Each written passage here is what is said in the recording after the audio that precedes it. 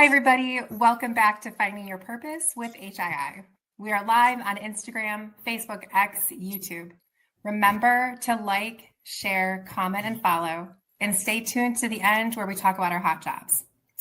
We are going to be talking about NITE, the Navy Integrated Training Environment, and why it is so vital to Navy readiness. In order to help me do that, I have two distinguished panelists with me, Chris Petrus, Vice President, Operations Global Securities, and Matt Jordan, Lead Senior Talent Acquisition Partner. I'd like for those who are unfamiliar, can you both describe your role within Mission Technologies, your specific business unit, and share a little bit about your background and what brought you here? Chris, do you mind going first? Oh, I was going to let Matt go first, but sure, I'll go first.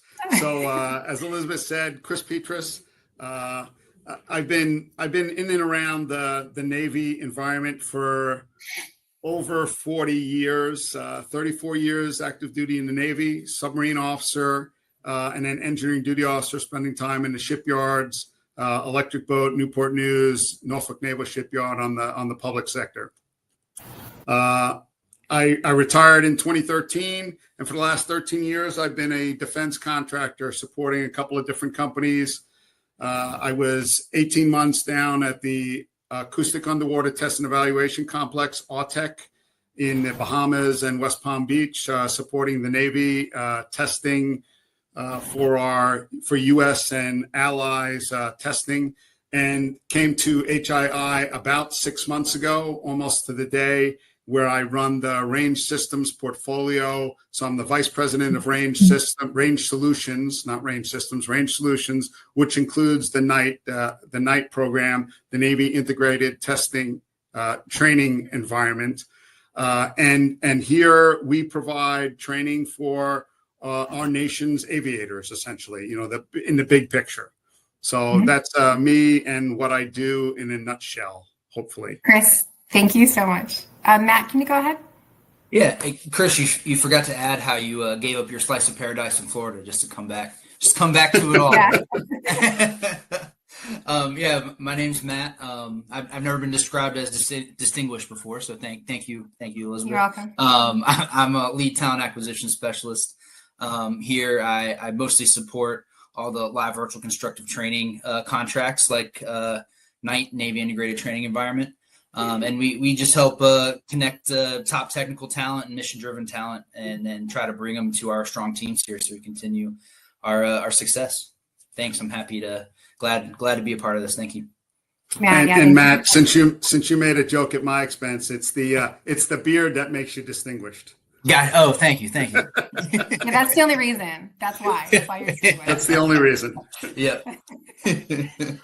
Matt, can you tell us a little bit about how you ended up here at Mission Technologies, like just your professional background? Yes. So I've been with HII for going on 8 years now. Started right out of college in our HR department, and then worked my way up. Started as an HR admin, and as the company grew, more opportunities came along, and I just moved up with the company. So supporting DoD contracts, I've supported a lot of different specialties within DoD, and now I'm here helping people like Chris find people and find talent and grow their careers with us. That's awesome, Matt. I forget you've been here 8 years. That is crazy long. Yeah. Chris, we actually started this contract together, really at the same time, you and me. And you shared a powerful list of advice you wrote to yourself 2 decades ago. Chris, I loved it. Could you walk us through that list briefly, how it shaped your leadership style, and just highlight a few principles that have proven essential along the way?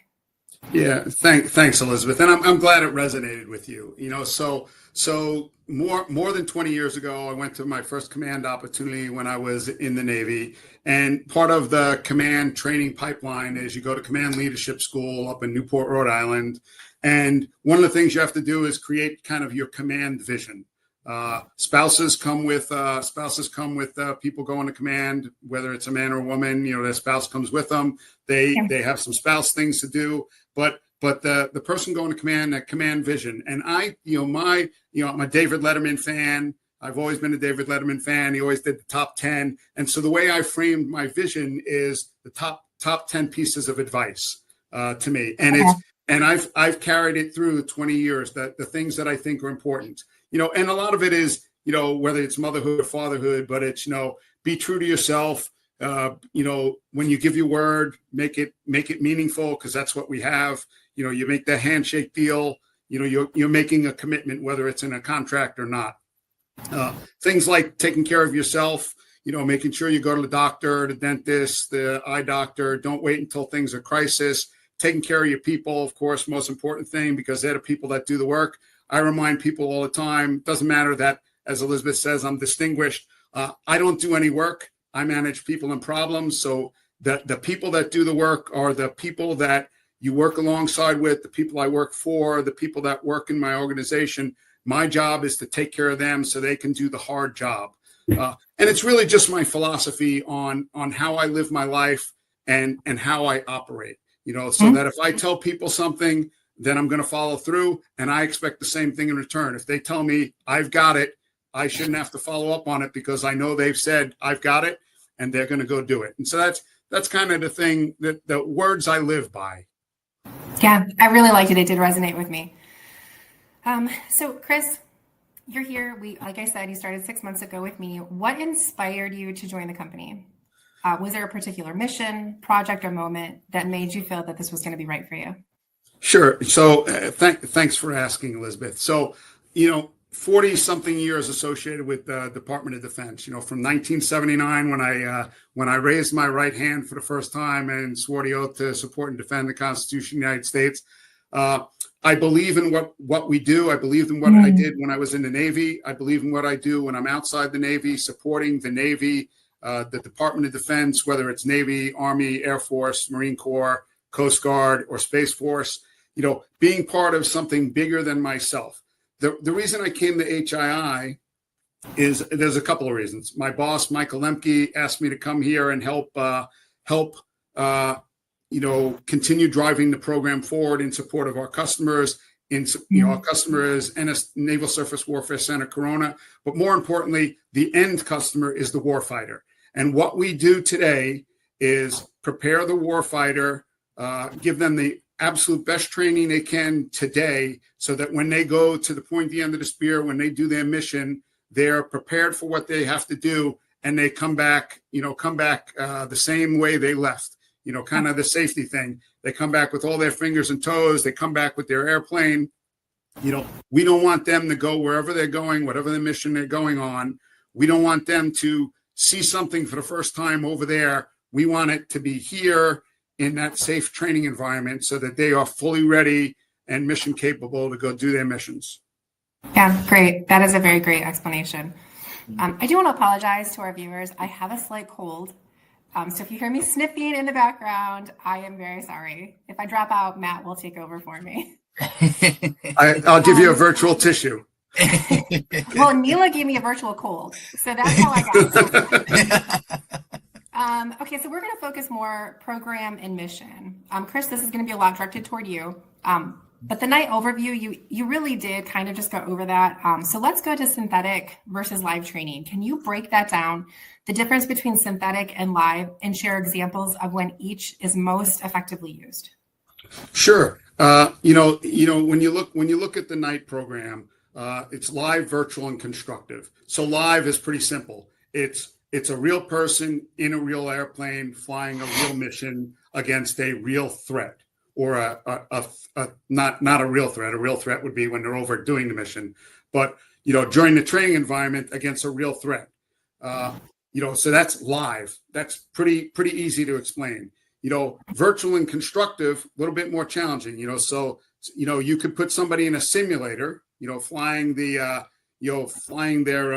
what's the new gaming system, their PlayStation. That's a virtual thing. They're not really in there shooting their, doing their point of view, shooting against the vampires or whatever it is. They're in a virtual environment. It seems real. You're looking at it, seems real, feels real, and that, but that's really the virtual part of it. And so what we can do is you can have the live, you can have virtual, and you can have constructive, where you're inputting something into the system, so that somebody flying a real airplane is, in all aspects, it seems like they're flying against, an enemy combatant that's not really there. So you can insert people on the good side, on the blue side, you can insert people on the red side, the bad side. And it seems like everybody, so you could have 10 on 10 missions, but there's really only 2 people flying the plane. So that's in the big picture, that's what it is. Live versus virtual and constructive. Okay, that's good. Thank you. That helps me understand too. So team structure and effectiveness. How are your technical teams structured, and what makes them so effective and adaptable in a fast-changing environment? Well, that's a good question. You bring people from all walks of life. The people that are within my organization. I heard the sniffle. Here's the tissue. There it is on the camera. I'm sorry. You bring people from all walks of life. We have, like me, we have a lot of retired military or former military. So there's a lot of aviators in the organization, because it's great to have aviators that can talk aviator language to the aviators flying the planes. But we also bring a lot of, technical experts, IT and cyber, that some have been in the military, some have not. And so, I think we're bringing the best of both worlds into the team, making up the team, working in that partnership, collaborative environment to bring the best of breed, the best technical expertise into meeting the customer's requirements, and putting forth, making recommendations of what other things we can do to continue making the training environment the best it can be. Yeah, well said. Thank you. And then last, can you share a recent challenge your team faced and how you overcame it in a way that improved operations and training outcomes?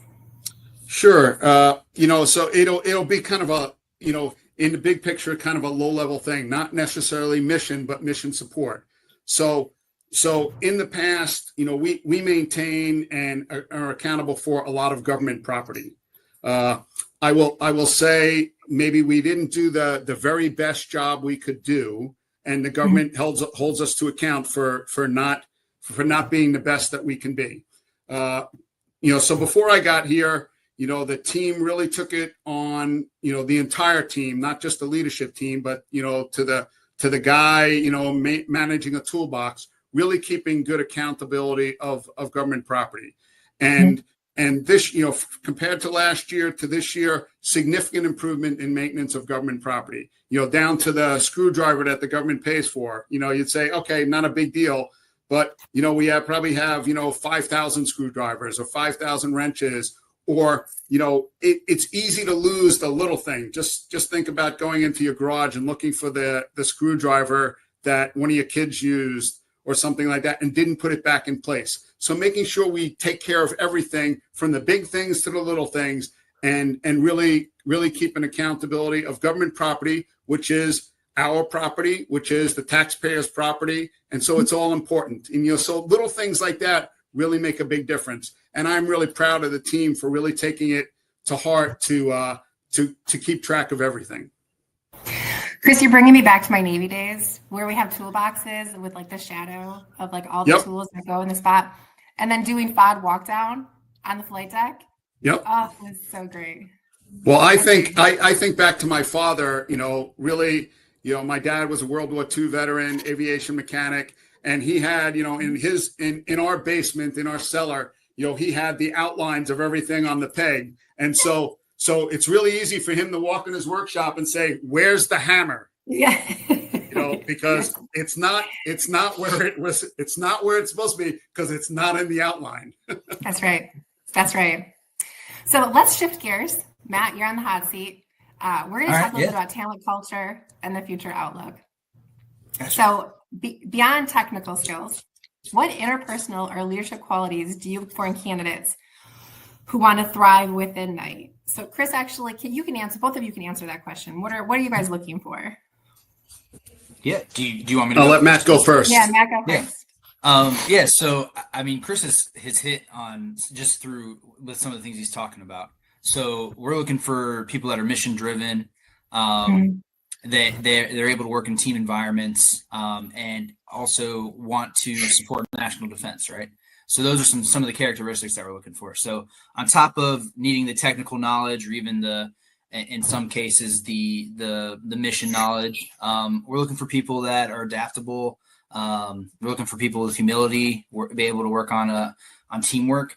So I always when I'm pre-screening, I'll ask questions about their experiences working in team environments, or give me an example that you had to adapt quickly or collaborate, right? Those kinds of things, and that's a good I would say pinpoint to kind of know if we should move forward with somebody. And I always tell candidates too, like on your resume, those technical skills will get you across to the hiring manager and in an interview, but really the soft skills that you're able to highlight and display, those are the things that are going to set you apart and get you chosen. Those qualities are important. They're just as important as technical expertise, and I think especially on a contract like NITE. Yeah, absolutely. Chris, yeah, so I shouldn't have let, I just demonstrated my bad habit is I cut Elizabeth off while she was talking because I knew what the next question, I always think in my mind, I know what the next question is going to be, so let me start answering. And I walked right over you, and I apologize, Elizabeth. But that goes to, some of the things that Matt talked about, and I shouldn't have let Matt go first because he kind of stole all my thunder, I do a lot of mentoring for people in transition from the military, a lot of senior officers, and remind them of some of the same things that Matt talked about. Humility. Don't come in, I don't care what rank you're in, don't come in thinking you know it all, because you don't.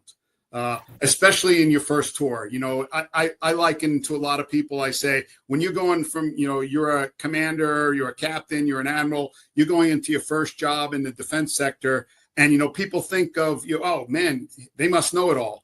You don't know it all. You say, hey, I was a program manager, I know how to run a business. Well, you don't, because now it's profit and loss, real profit, real loss. It's not like being a program manager. So your first job in the private sector, especially as a defense contractor, it's like being back as a division officer. Your job is to learn from the people around you. I've been a contractor for 13 years. I still learn every day. I don't know everything. You might say I'm a jack of all trades, master of none, with the emphasis on the master of none. I said it earlier. I don't do the work. The thing I'm an expert at is asking questions and seeing the bigger picture and how things come together, not necessarily knowing the technical details. But going back to what Matt talked about is, the resume gets you an interview. It's the interview that gets you the job. And it is all about the soft skills, not just the soft skills of how you get along with people, but looking for the fit, that you can fit in with the team so as to not, perturbate the team dynamics. Unless there's a reason to perturbate the team dynamics, like bringing in somebody like me, maybe perturbates the team dynamics because I'm loud, I'm pointed and direct, I'm a New Yorker, I say what I'm going to say, heck with what others think. So there's a reason sometimes to perturbate the environment, but most of the time you're looking at fit. We just hired a new logistics manager, BJ.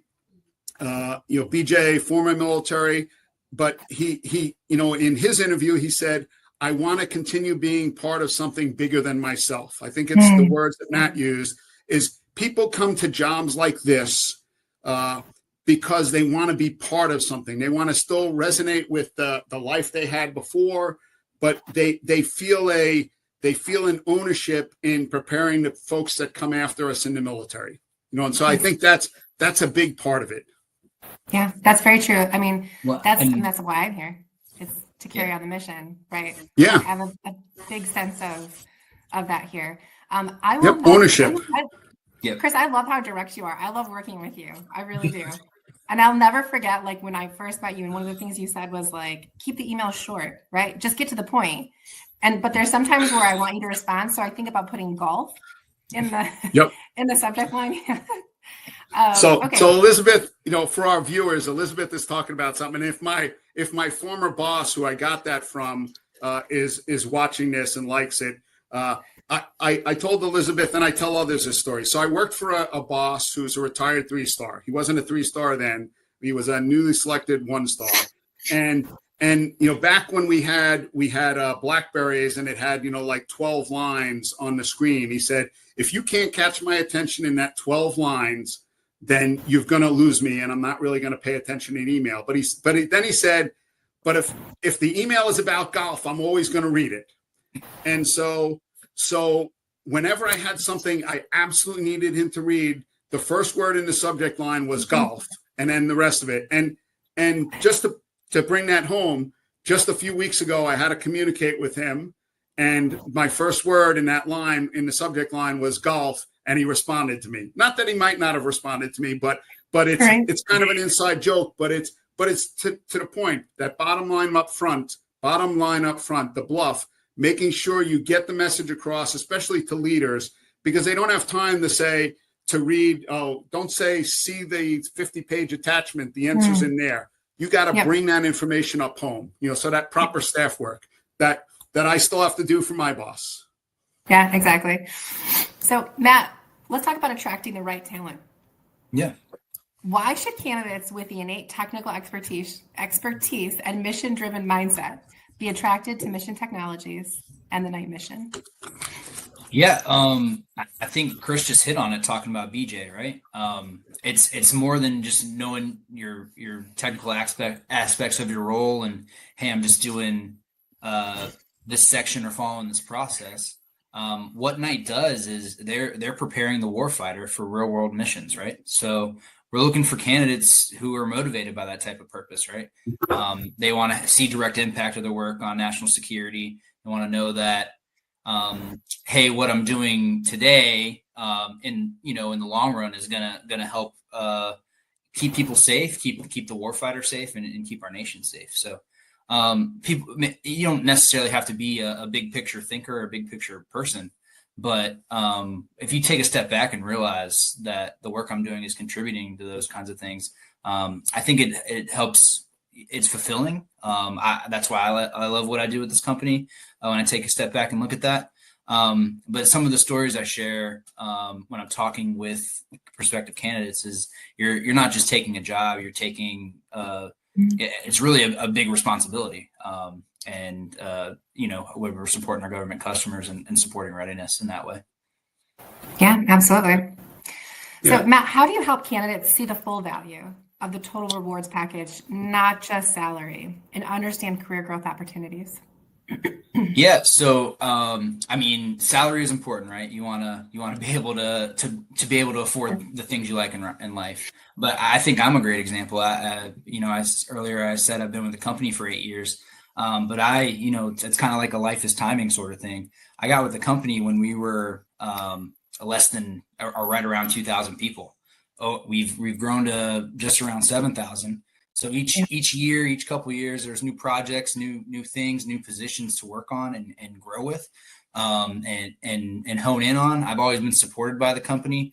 I've used their education reimbursement to get my master's degree, Thanks. certifications, and there's been some mentorship and coaching with different leaders within the role here. So those are it's a little. I have that real world experience and firsthand experience, so I do share that with the company. But we do have things like 401k. We have things that are additional benefits to support mental health and heart health and all these type of things on top of your normal medical, dental, vision benefits. We have perks. If you check my LinkedIn, you'll see I was talking about going to concerts and going to Nationals games. I'm a Nationals. It's right here. I'm a Nationals fan. Those type, and then again, if you're feeling fulfilled at work, like I was talking about before, if you want to support the warfighter, want to support national defense, those types of aspects, that comes right with our company. So those are some of the things I hone in on when I'm speaking to candidates. And Chris, you talked about, you don't have to be a veteran to feel those things. Really any diverse background, if you have those same kind of morals and thoughts, or morals and values, then you could be a good fit for us and continue to grow with our company. I'm so glad you touched on that, Matt, because in recruiting for me too, it's not just about the tangible, it's the intangible. And you meet a lot of people who are driven by a mission. And that's a lot of what we have here, the mission. So I love intangibles. So what advice, let's go back to veteran and military talent. Given the mission, how do you engage with the transitioning service member and veterans to bring their skills into roles like these? Matt, I know you do a lot in the veteran population. Talk to me about how you integrate. Yeah, so I mean, our company, from year to date, I think we've over 40% of our hires have been veterans. Over 38% of our employees now are veteran. So it's kind of it's an easy transition, right? You can transition into something you might have been doing in the service, or you're going to be working along other people that have similar backgrounds, kind of know where you're coming from. Can help you transition into that military. I'm sorry, the civilian career from military. Also, and there's people that even on the IT side, if you have that certification, right, that CompTIA Sec Plus or that AIT certification, you can be doing the same thing you were doing while you're in the uniform. And you really jump in and kind of know the knowledge and the terminology. And I always say customer knows customer, right? So we're serving a government customer. If you come from the government, you can kind of integrate pretty quickly. We're actually being recognized as a military innovator coming up shortly in Hampton Roads. That's where NITE, a lot of NITE's locations are. And we're really pushing veterans to build their careers around their strengths, right? It's not just coming in a certain, I got to do the same thing I was doing out of uniform, but you can really get your foot in the door, start somewhere familiar, not the exact same, but familiar, and then build your career from there with our support. And yeah, go from there. Chris, I know you do a lot supporting veterans and mentoring veterans. I'd like to hear your perspective on those types of things as well. Sure, Matt and Elizabeth. So one thing I just want to tail on, with what Matt said, so NITE predominantly in Hampton Roads area, but we actually have 14 sites across the country, San Diego, Key West, up to Pac Northwest, Yuma, Arizona, so all over the place. But, predominantly the large majority of the personnel that work in my organization are here in Hampton Roads, but we're everywhere. And we have some overseas positions as well, which we are always recruiting for as well. So on the military front, I do a lot of mentoring to personnel. I've supported Matt and Elizabeth at a couple of events already. I'm always willing to talk to transitioning personnel, even personnel out of the Army, even though I'm a Navy guy. But there is a lot of opportunity at Huntington Ingalls, at HII, not just in my organization. We're part of the three-legged stool. HII is really, Huntington Ingalls is Newport News Shipbuilding in Newport News, Virginia. It's Ingalls Shipbuilding in Pascagoula, Mississippi. And then it's Mission Technologies, which is really all over the country and all over the globe. It's the overseas arm of Huntington Ingalls. So lots of opportunity in Huntington Ingalls.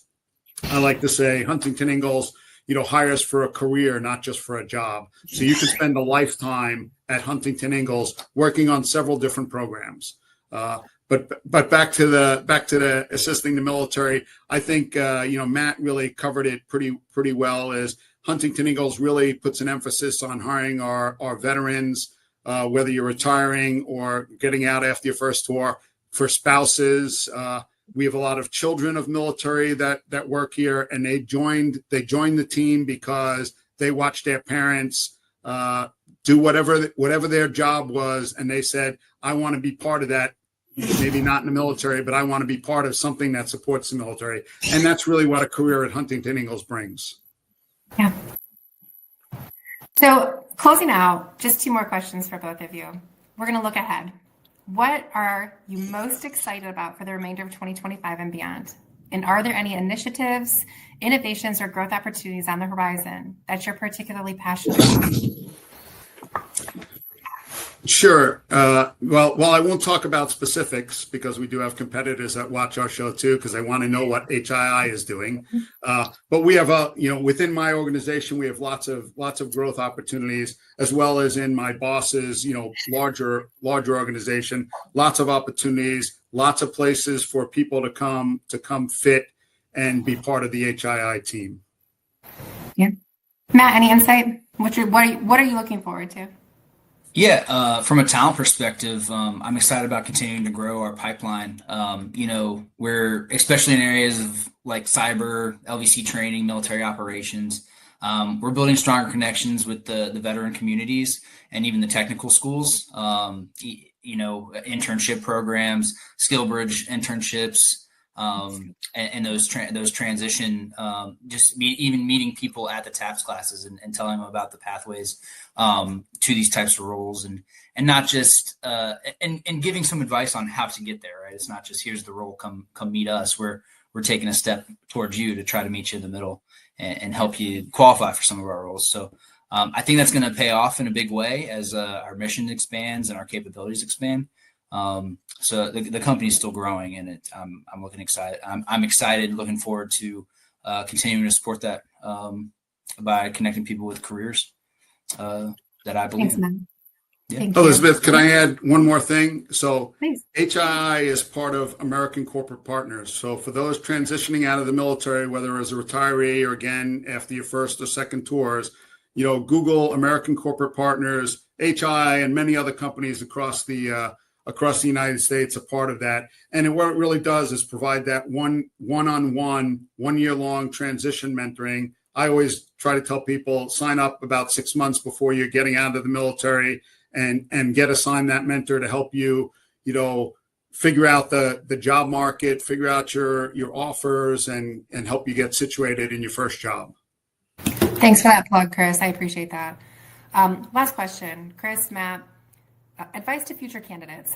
What advice would you give to someone who wants to join Mission Technologies and make a meaningful impact from day one? So I would say, go to job fairs where HII is going to be. If you're in the military, go to your TAP seminar, go to something, whether it's at Oceana or one of the other major bases where HII is coming, or, a company like HII, and talk to the recruiters, the talent acquisition folks, talk to the people that are on the panel, go to job fairs, look at the HII career website.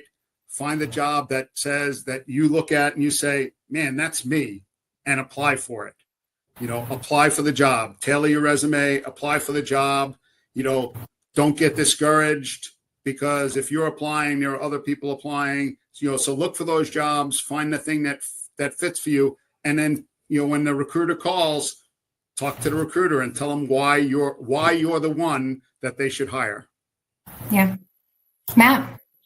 Yeah, everything Chris said helps make you more than just a piece of paper when you're applying, right? You're more than that resume when you've networked and you've made that connection. I would also say don't just focus on checking every technical box. Of course, there's statements of work, so you have to have the KSAs, the knowledge, skills, and abilities to qualify for some of our roles. But once you do qualify, show us your passion for supporting the mission and your willingness to learn and grow, those kinds of things. When I know interviews can be stressful, so when I'm talking with people to kind of, I always talk about, you want to do focus on the KSAs, but you also want to show that the hiring manager can put up with you 40 hours a week, right? that's part of this name. That's the name of the game too. Are you going to be able to put up with them, and are they be able to put up with you? And then, so you can get into these things and learn and grow within the company. Great. I love the transparency. Chris, Matt, personally, I know how hard it was for you guys to both make it here. You're both very busy, and I really, truly appreciate you being on the show. I do want to thank everyone for tuning in to this episode of Finding Your Purpose. Please stay tuned, where we're going to post our hot jobs on the screen, and for full positions, go to HII.com. Remember to tune back in the last Wednesday of every month for each new episode. Thanks, everybody. Have a great day.